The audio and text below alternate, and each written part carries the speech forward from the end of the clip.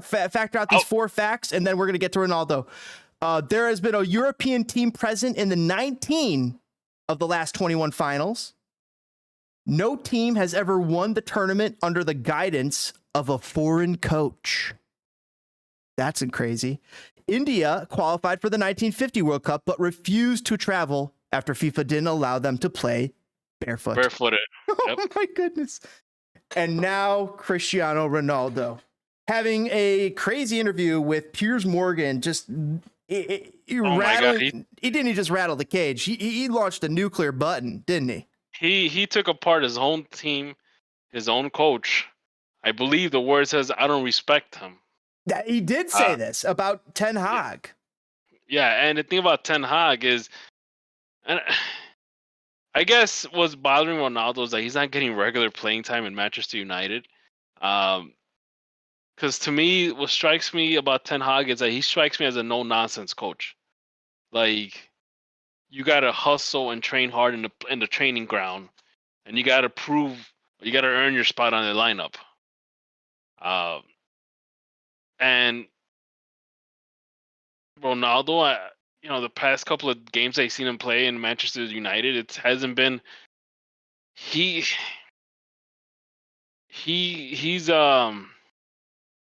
I kind of consider him like the Higuain of Manchester United. How he's screaming at his teammates when they don't make the right pass, or they don't give him the ball in certain situations. When he's the one seemingly quitting on the play. Yeah. So, yeah, that's my take on it. Honestly, at this point, any MLS team that wants him, by all means, if you want to have that toxic guy in your locker room, go ahead. You wouldn't take him in Chicago? We already have a situation like that. His name is Shaqiri. We don't need another one. Shaqiri is as much as a headache as I think we sometimes make him out to be. I think he's actually a little bit more of a good soldier. I mean, like, he has not said some of the damning things. Yes, he said some things, but he hasn't said like some ridiculous things that were like, oh, Jesus.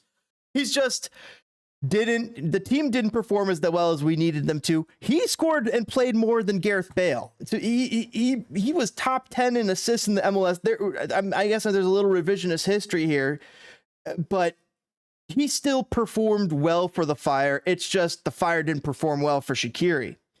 Yeah. And I still feel like he's still a good soldier. In fact, people saw him at the end of the year party. So it's just like those types of things to me speak volumes about the quality of player and the type of guy he is behind the scenes, that he's still doing the little things. And that's what I'll say, that it's good signs for Xherdan Shaqiri. Now, Cristiano Ronaldo, when I watched this interview, I actually I didn't know what to think, because I've had very conflicted with Ronaldo, right? He's making mistakes. He's hitting phones out of kids' hands. He's saying crazy things. He's making weird decisions. He's disappearing in the middle of the preseason.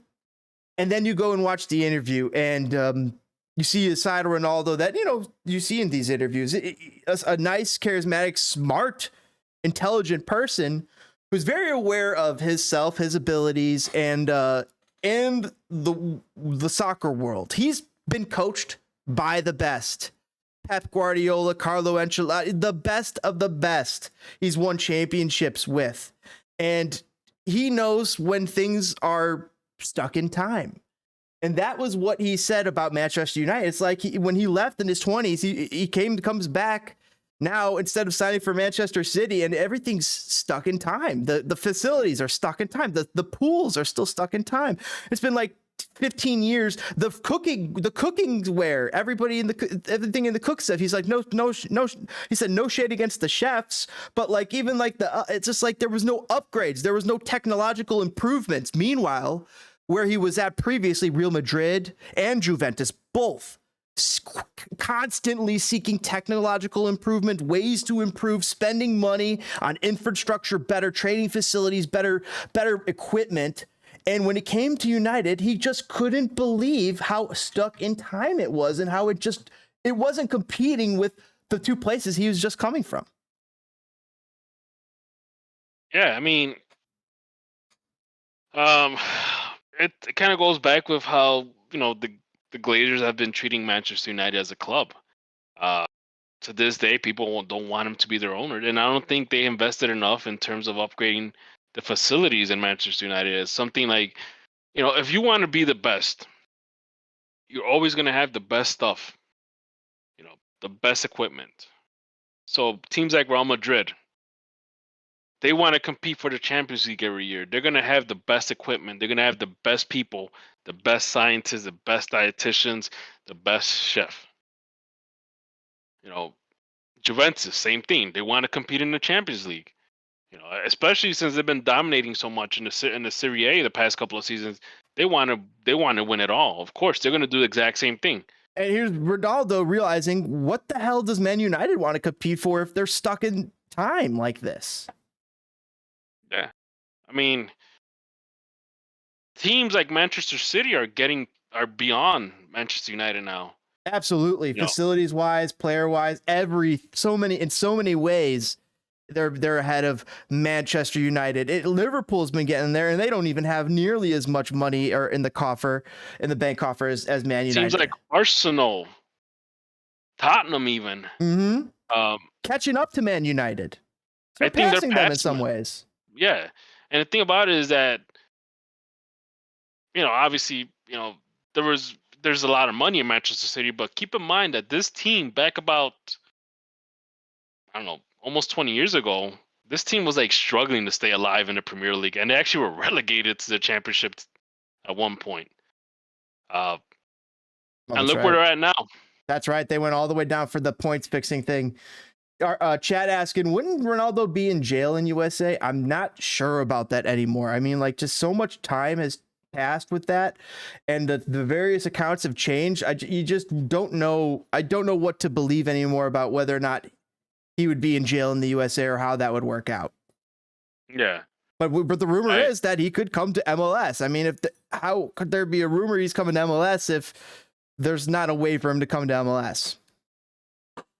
Exactly. It's going to be weird. I don't know. If any team wants to have a toxic guy in their locker room, good luck with that. What would you say? Who would be better on return, Zlatan Ibrahimovic or Cristiano Ronaldo in MLS? Well, look at the situation with Gareth Bale. I mean, the guy comes out of the bench. Apparently, he does score, and wins them a championship. Yeah, with the final goal. Yep. Archduke saying that I question Ronaldo taking the bait with Piers Morgan and as a point. Morgan is a sensational journalist. He absolutely is a sensational journalist, and I do wonder if I thought Morgan's like a Tottenham fan or something else. He's something else, or an Arsenal fan. So I do wonder what he's like. Oh, he's got Cristiano Ronaldo, but I also wonder what Ronaldo's doing. Like, he's like, what? Think about what's going through Ronaldo's head. He's like, who's the most famous guy in my phone that I could go have an explosive interview with and set off the nuclear button in Manchester United? Is that Piers Morgan? I guess it is. Yep. It's just odd. He will go to that length to make a statement. Oh yeah, I'm gonna also the timing, right? Right before the World Cup, where he plays with Diego Dalot. I think Dalot got called up. I'm not sure, but Jalmera got called up, and we saw that icy connection when they got together in the locker room. There was just some clear bad vibes between Jalmera and Cristiano Ronaldo. And of course, Cristiano Ronaldo just shat over every single player in the United dressing room in this interview. He might have said nice things about 3 players, including Diego Dalot. Like, he says that kid, he's gonna make it. He's got a professional mindset. He's got professional, but a lot of these other guys just don't have it. They're not gonna last as long. He was saying, and he's been around it. He's seen what it takes. He knows what it takes. But also, I also saw another take. Oh, sorry. Go on. No, I was just gonna say this. I mean, you can't. So Cristiano Ronaldo's work ethic, it's the guy's in his late 30s, but he still looks like he's 22. And he's the last guy to leave. He's the first guy to enter the locker room, and he's the last guy to leave. You can't question his work ethic because he does a pretty good job at it. I think a lot of it has to do with he's probably questioning the direction this club is taking, because he did not get like this when he was in Real Madrid or when he was in Juventus. And I guess when you come back from, I guess when, because he did start off in Manchester United, or he started off in Sporting, went to Manchester United, and he then after he left, the first time he left Manchester United, he went to Real Madrid and then Juventus and all that. And I get it. You left the place, almost 10 years ago, and just to come back 10 years later and the place still looks the same. And then throughout that whole time, you played in the facilities of Real Madrid, which happen, they're the best. They're some of the best in the world, and they're winning championships. And same thing. You go to Juventus, hey, same thing, best facilities in the world, and they're winning championships. And then he goes to Man United, supposedly the best team in England.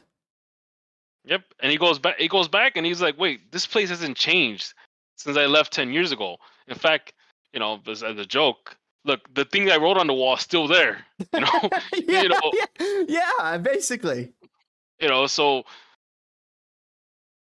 after everything he's experienced, and then going back and then realizing, wow, this place is a really downgrade, and on top of that, seeing the revolving door of coaches coming in and out and the mismanagement of this team, yeah, you might start getting pissed off about it.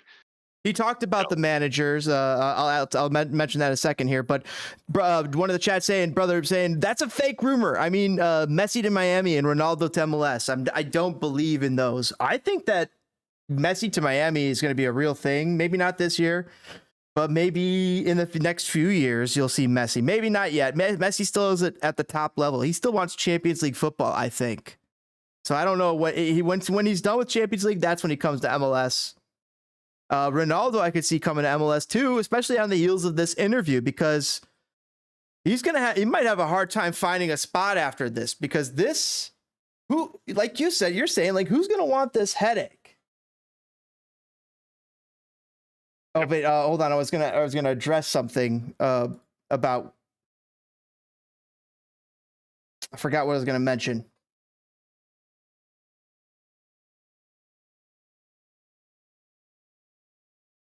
I don't know if you remember what I said.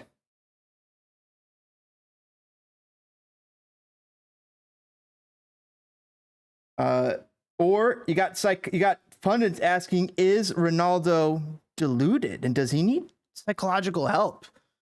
I saw that opinion as well. Yeah, I saw that too. I mean, I don't know if he needs psychological help. I think he's just and stepping away from the game or dealing with his fading place, but the dude still was one of the top scorers in the league last year. And Jose Mourinho said the hardest thing he ever did was get this Man United team across the line for that Europa League win. Like, if they knew things going on behind the scenes, and we're starting to hear about the things going on behind the scenes from Ronaldo. Yeah, so we got to wait and see how this plays out. He might be just kind of shitting on the team to try to get a transfer deal out in January, Yeah, definitely. So, I mean, that's why he does this before the World Cup, but why not after the World Cup? I don't know. There's something that the timing of it's really not good. Yeah, because he's probably not going to see these guys for like a couple of months. He's probably going to have a good World Cup. He's going to get some takers, and they're going to, he might not even show up to Manchester United after the World Cup. He might just get transferred right away. I wouldn't be surprised. I mean, he shat all over Ten Hag. He had praise for Ali. He did have praise for Ali Gunnar Solskjaer. He said, I liked a lot of Ali. I think that if he had more time, he was figuring things out. And I respected him, and I called him boss. But then they bring in this Ralph Rangnick guy. I'm like, who the fuck is this guy? And I asked all my friends, and nobody's ever heard of this guy. And have you heard of this guy? He asked to Piers. Piers like, I never heard of him. And then I saw Man United fans out there tweeting like, well, we heard of him. I'm like, dude, I was Man United. I never heard of the dude until like you did like some digging. Maybe you played Football Manager. Maybe you found him as your soccer director, and so your familiarity with his name through that. But He's not. Cristiano made the point that the dude has been out of coaching for over 10 years, and just even after 5, you don't know who the fuck you are anymore as a coach. Being out of the league, tactically, like, and he was just not a coach. And even though he was boss and he called him boss, he was just not boss. Ralph Ragnick was not boss in his head ever. It was just a horrible situation. And it was embarrassing that Man United even brought this, and to him, it made it even clear, like, how bad Man United's decision making has gotten. Well, the thing about Solskjaer is that Solskjaer is a legend in Manchester United. His name has a sense of respect attached to it because of what he did for this club. But then it's like you go from that, and then you go from some random guy. And it got bad too, because think about it. Even look at the situation what happened with Chris Armas. Some of these guys were making fun of him. Yeah, they're calling him Ted Lasso. They're making fun of him because they're like, who's this guy, and why is he, trying to coach me? Why is this guy here? Why is Ted Lasso here? Yeah. So, and granted, Chris Armas is a cool dude. I mean, I've talked to him. He's pretty cool. It's just, you gotta have the way you have to look at it. It's you have to look at it in the perspective of, you were kind of brought into a situation that you have never dealt with before, in terms of experience, right? That situation would probably play off differently if it was a guy like Jesse Marsh, who's has experience dealing with European teams, and then brought into, brought into Manchester United, and there might be a more sense of, okay, cool, this guy knows what he's talking about. He's done things in Europe. Great. Well, let's do it. So I can't imagine, like, the situation that Chris Armas had to endure, in Manchester United, unfortunately. I wish it would have been more successful for him. Definitely a guy that wants to coach. He mentioned that he wanted to coach the Fire. So, yeah. So he does have ambitions to lead a team one day. It just sucks that, unfortunately, the team he had to go coaching is in the middle of a shit show.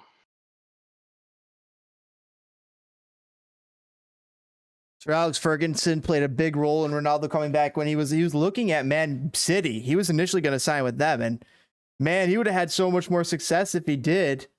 Do you think it was a mistake for Ronaldo to sign back with Man United over Man City? Was Man City maybe the better play for him? Well, actually, I did like the fact that he went back to Manchester United. I thought he was going to be the difference maker of pushing this team into the top 3, top 4. And he could be a solution for a lot of the issues this team is having. Unfortunately, it hasn't worked that way. In fact, I don't think it's worked that way ever since Alex Ferguson left.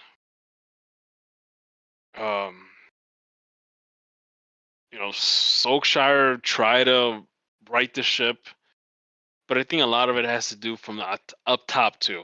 Who's there making these decisions? It's just not just the head coach, because we've gone through 3 different head coaches and it's still the same issue. Oh, that's what he commented about too. He mentioned an old executive that was no longer there, and he says, like, his decisions were what made Alex Ferguson so work, and now that's not here. This whole conversation this interview is definitely about getting out, and apparently tomorrow's interview is going to be even more explosive. It's where he does a lot more shitting on Ten Hag than he did in this interview. That's coming out part 2 tomorrow on Piers Morgan Uncensored. I'm going to definitely check out that. It was interesting to watch and get Ronaldo's perspective, because he talked about how Man United didn't believe him when he was dealing with his wife's with his partner's baby troubles. They were having twins, and their twins, they had difficulty with the pregnancy to the point where one died. And Man United treated him like they didn't believe him, that he was dealing with this medical emergency with his family. And that's why he had to leave in the preseason. That's what was going on. And just like the disrespect and the treatment and the distrust, like from Ronaldo, who he says, I've never given them any reason to ever distrust me. And the fact that I just didn't get it returned, just and such a tragic moment of his life where he lost his son, and then later his little girl was hospitalized. He just says it's just that soured his relationship. So with Man United, so I can see why he's done with Man United, because family comes first, he says.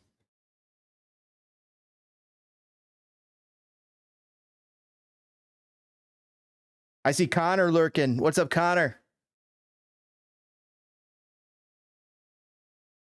I popped out. Was that DPG? I couldn't catch that. Yeah, I guess Connor left. He popped in and he left. Must be a Columbus thing.